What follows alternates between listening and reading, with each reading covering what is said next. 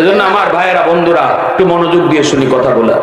যখন বৃষ্টির মতো এরকম ভাবে পাথর নিক্ষেপ করতেছে, ইনি বইয়ে রয়েছেন আর এরকম লোহার খাঁচার মধ্যে পাথর গুলো আঘাত লেগে লেগে পড়ে দিতেছে গিয়া, তখন সবাই কই ব্যাপার কি, আর উনি মাথার নিচের দিকে দিয়ে বইয়ে রয়েছেন।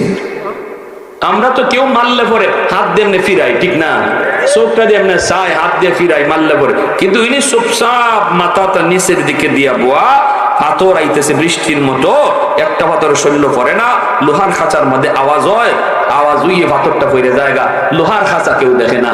এই অবস্থার মাঝে পরে পাথর মারা শেষ, মানে কেত মারবি হলেন বাদ দেও, একটাও তো শৈল্য পড়ে না, সবাই বাদ দিছে। এইবার তাই কইতেছেন তোমরা পাথর মারা শেষ নি, আমার একটু কোরআন তেলাওয়াত করার সুযোগ দিবাইনি। সুবহানাল্লাহ। আল্লাহর ওলি যেই মাত্র কোরআন তেলাওয়াত শুরু করলেন, তেলাওয়াত কোরআন কার কালাম?